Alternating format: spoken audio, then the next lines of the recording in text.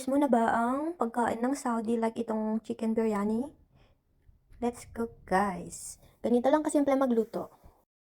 Yan natin.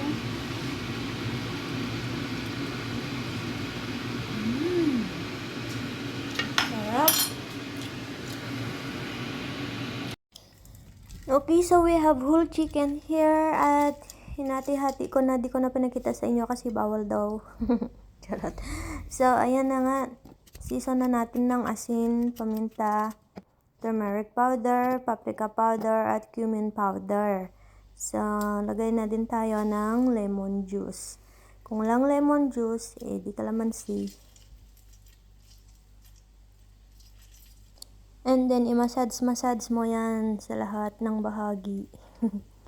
Ganyan lang guys, para mag-mix.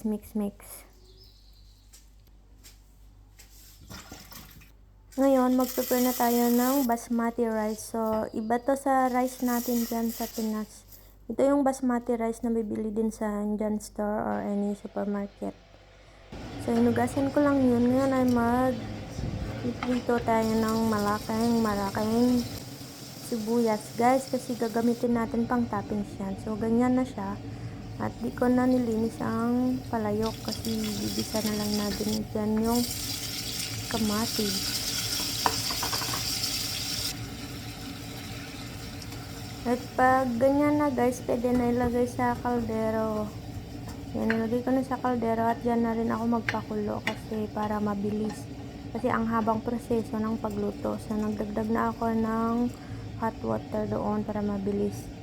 So, ngayon, i-sear na natin yung ating manok dyan sa palayok. Lahat, ilagay na natin dyan. Magkabilaan yan.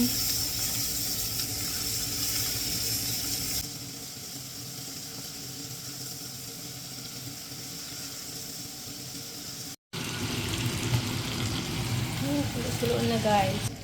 Kapag ganyan na ang itsura, pwede na ilagay ang biryani seasonings guys. Kasi yun, kompleto na talaga yung seasonings nun. So, nagdagdag na din ako ng yogurt. Para dagdag sarap. Ngayon, ibuwas na natin yung soup dun sa pinakuluan kong kamatis. At lutuin lang natin yung ating manok ng 1 hour. At naglagay na din ako ng laurel guys. Pag malambat na ang manok, pwede nang ahunin at ilagay na sa air fryer kasi doon na natin siya i-air fry. Pero mas magandang i-air fry mo siya pag malamig mo na. So ngayon, lutuin na natin yung rice dyan. Dyan sa pinag-ahunan natin ng manok. At tingnan natin ang lasa kung okay na. Pag okay na, takpan. Yan, pag konti na ang tubig guys, pwede na ihalo ang carrots at saka bell pepper. Optional lang to guys, sa akin kasi ina-adapt ko lang yung gusto ng asawa ko kasi mahilig sa gulay yun.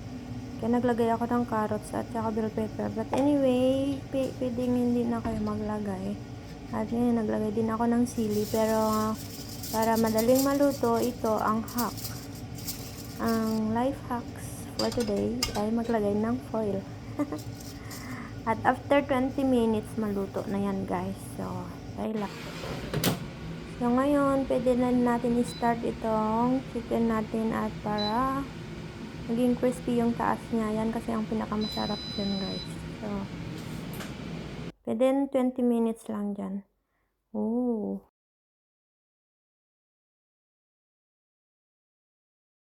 Ayan, luto ng ating kanin. Pwede na tayo mag-plating.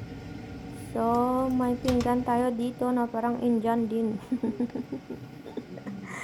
Yung kaibigan kasi ng asawa ko guys, ang dating may-ari ng apartment na to, iniwan niya din yung mga kagamitan niyang iba. So, may nakita akong ganyan. So, nilagay ko na din dyan para mukhang nasa Saudi tayong kakain.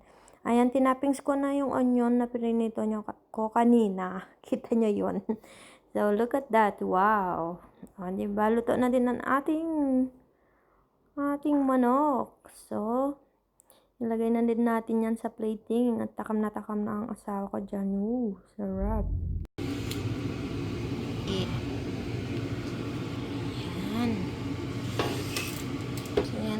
ating chicken biryani.